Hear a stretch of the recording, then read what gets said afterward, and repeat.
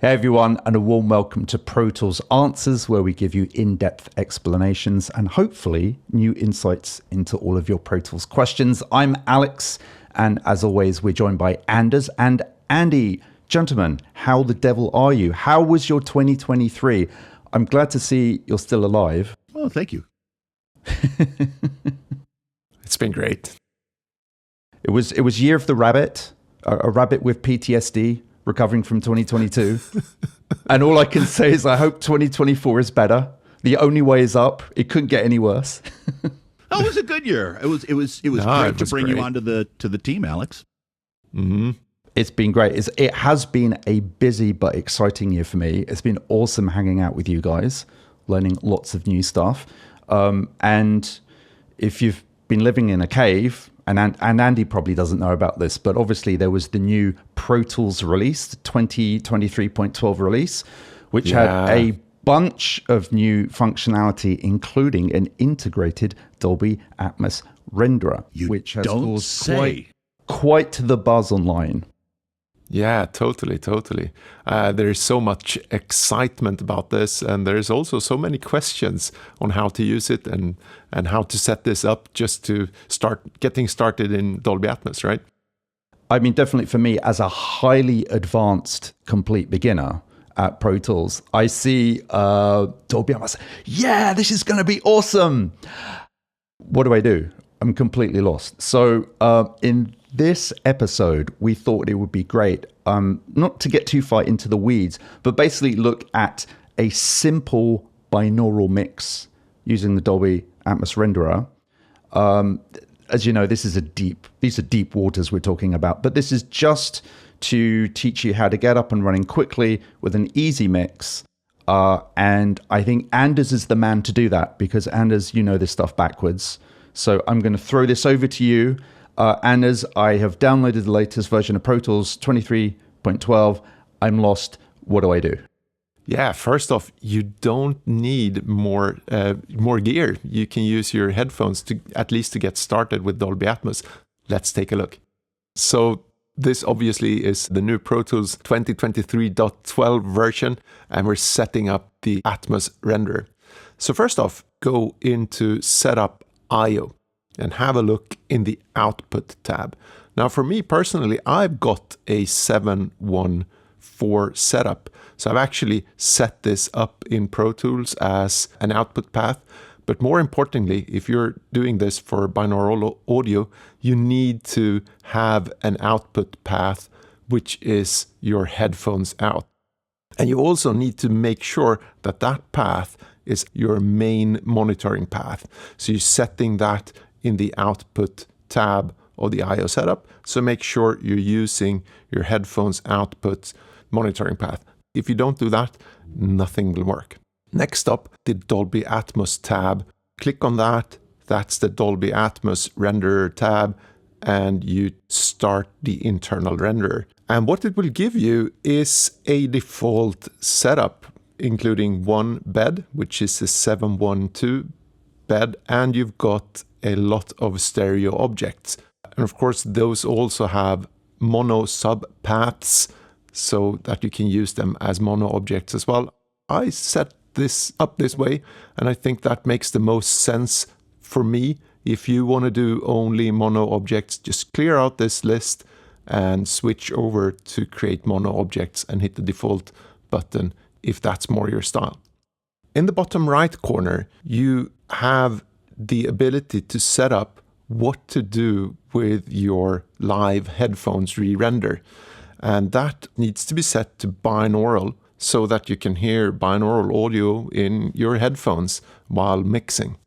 Apart from that, there is not really much to do in here, so just hit the OK button to exit out of this. So, Anders, let me stop you real quick with a couple of questions. If somebody's brand new to Dolby, there's a couple of terms that might not be crystal clear. Let's start with beds versus objects. What are beds and objects, and why do we care? Yeah, great question. So beds is a channel-based output from Pro Tools.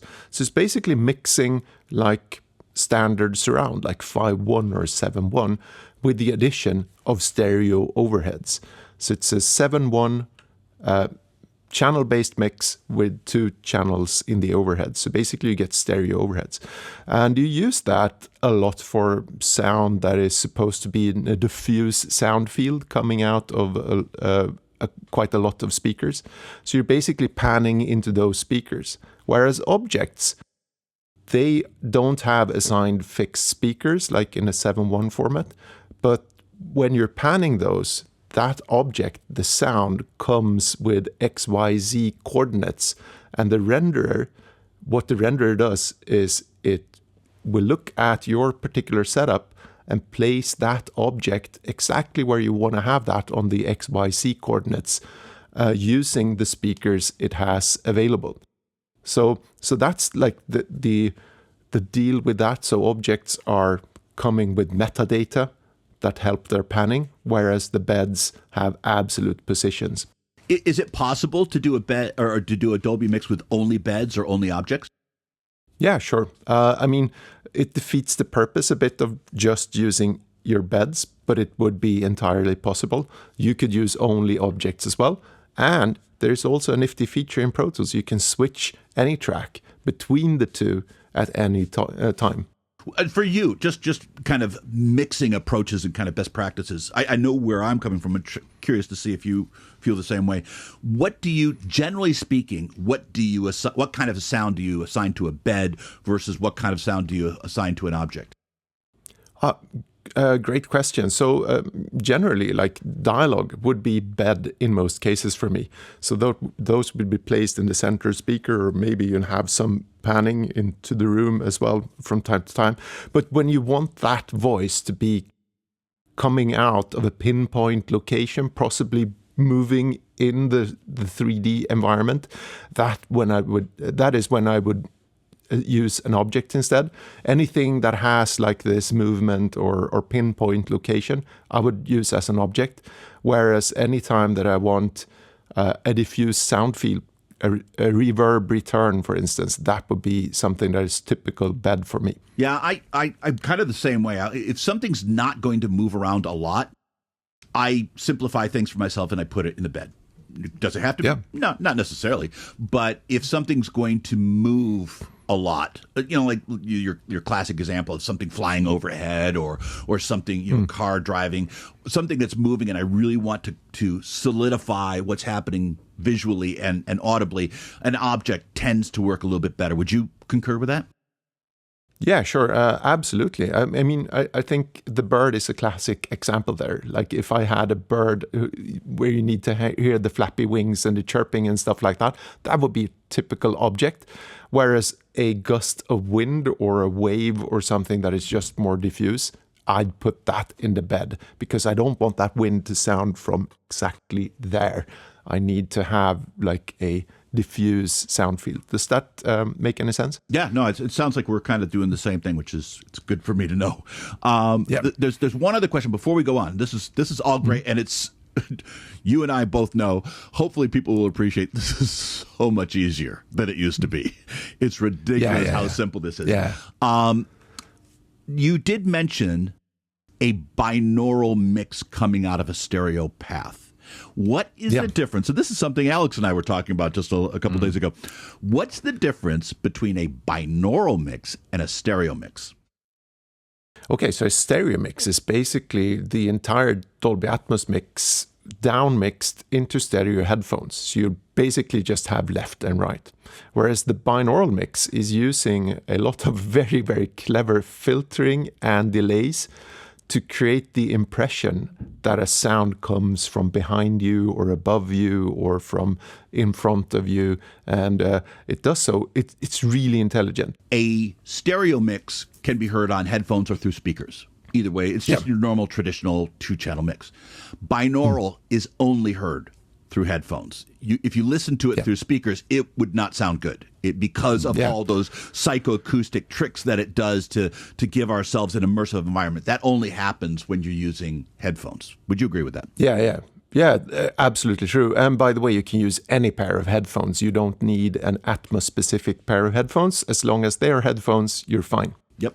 Completely. No, I thank you for clarifying those, because that's probably new territory for a lot of people who are just diving into this. So now we've got this single mono track.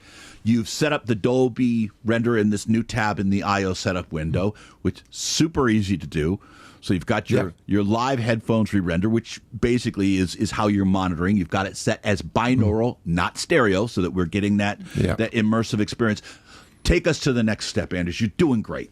So the next step would be to assign outputs. Before I do that, there's a track view that comes with the renderer.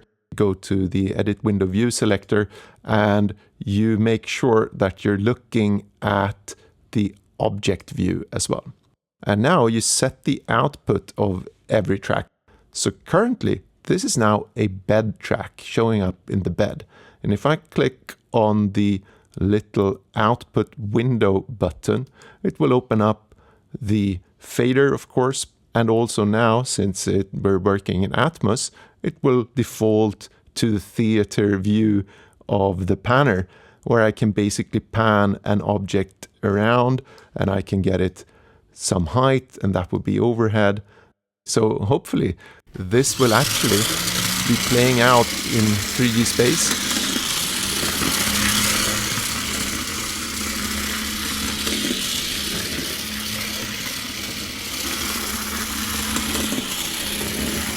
So if you're using headphones, you'd probably hear that in 3D space using binaural audio.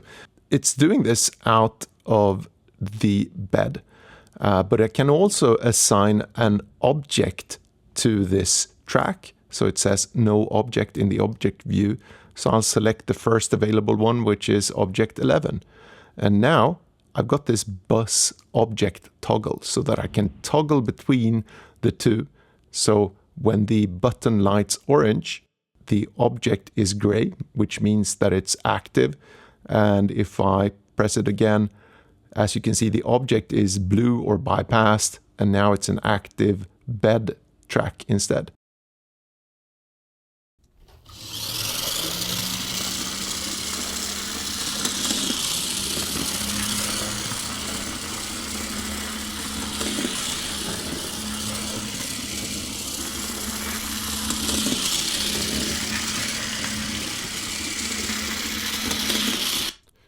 That's such a soothing sound, too. Thank you. So every sound, every track is going to be one or the other. You have to choose.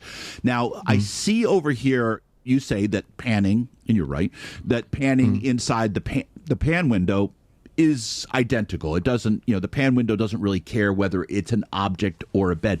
But the renderer itself does care whether it's an object or a bed. And we have a brand new window in Pro Tools that shows what the renderer itself is doing. In the Windows menu, you've now got the Dolby Atmos renderer.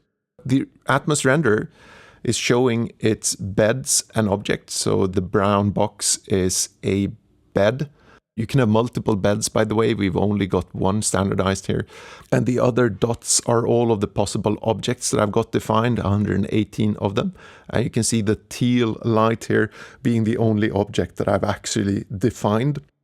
Right now, my track is in bed mode. So the panner, if I start playing back this track and start panning around, you will see the lights lighting up, which are actually the speakers or the output channels of the bed.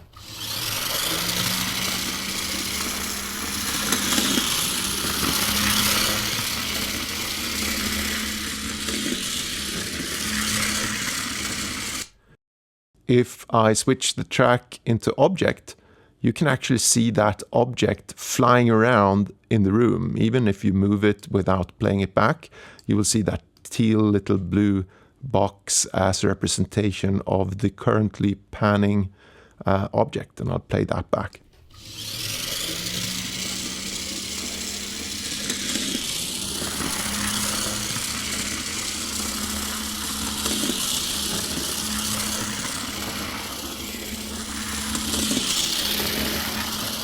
There you go. That's fantastic. And by the way, I think it's worth noting, I mean, renderer is kind of a new term as well.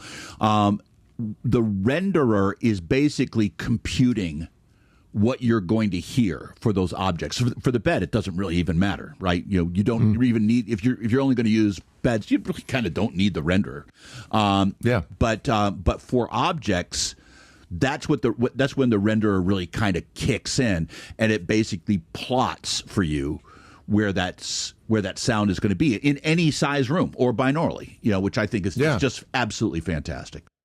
Yeah, and in any speaker configuration. So if you're using a 714, or if you're using a 916 or a 512, it will just apply whatever it has and render that sound out of that XYZ position. Alex, questions? So I have a question, and this is a noob question. This is all great, but how do I write that automation? It's as writing any automation. Switch the track itself into any of the write modes, for instance, latch, and then you just do as you would always do, like start playback and start moving the puck or the buttons to write that as automation. Should I do it? Yeah, do that, Anders. I want Alex to see, because I don't think he's seen before what you wind up with in terms of automation playlists. Okay, I'll create the height mode wedge, which basically creates height for me, so I can just move the puck around and it will create like height movement as well. So I'll just go ahead and start writing automation here. You can see and hear the object moving around. If you're wearing headphones at least. All right, so that was a little bit of pan movement. So Alex, you've worked in stereo. So you open up the left and right panner and you could just draw anything you want and you know what's going to happen. Sure. Try to draw this. But surely when you open this will just be one line of automation, right? Maybe not. No? Yeah, so in this case, it's using three. It's using front position, rear position, and forward rear. And it's actually creating the height itself. But if I would do height manually, also the height would be recording, yeah. And of course, if you're tweaking all of those knobs, you would record all of these playlists. So it's not that simple as it first would seem. There's quite a lot of parameters being recorded here. So Anders, in automation lanes, show all of the relevant automation. Yeah, sure. So I've got front position, I've got rear position, and I've got front and rear going back and forth. This is basically the front left and right, and this is the rear left and right, and this is going backwards and forwards. And of course, you would usually also have the height. Now I've automatically created that height using the auto height button. But let me do this as a separate write here and just overwrite the height parameter. So as you can see now, I'm going into the height here. And as I keep writing, you can see that I'm also writing that automation. So that's what's happening there. So Anders, for the purposes of this demonstration, I assume you're just using your mouse at the moment. But if you're doing, professional mixing in Dolby Atmos, what hardware might you use to do this?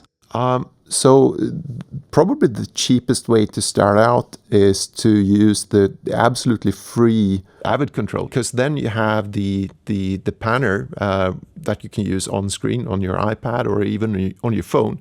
And then you could, the cheapest way is to actually use the height knob on here while still using the panner on the phone. So it would look something like basically it would look something like this on screen, and you would use your finger to pan around, and then you would use your mouse on the height at the same time. All right, so that's the cheapest option. But if you've got an S1 or the Artist Mix or a dock or something, you could use a button to control the height, and you would use your finger to pan in the 2D space like this, and you would use one of the knobs. On the S6, there's also a joystick module, and you can use the joystick for your front and rear left and right position, and then you can use a knob to control your height as well. That is the most convenient way to do it, of course. And there's also a couple of other third-party joysticks that you can buy that are a bit cheaper than buying an S4, S6 for the joystick module. Anders, that was great. Thanks so much for explaining that. I've actually watched a couple of other, videos on YouTube, and it's not intuitively explained. They assume you know what a bed is. They assume you know what an object is. They assume you know what the difference between stereo and binaural mixes are, which I didn't. So this has been really educational for me. Thank you very much. Now, you may be wondering, how do I bounce that mix? That's a discussion for another time, but I think this explanation was perfect just to get you started on an easy binaural mix in Dolby Atmos. So thank you very much, Anders. Hey everyone, thanks for watching our video today. Be sure to like and subscribe our videos. Also check out our website at protoolsanswers.com. You can also join our Pro Tools Answers Inner Circle membership. Just check out all the details at protoolsanswers.com. We shall see you in the next episode. See you later, guys.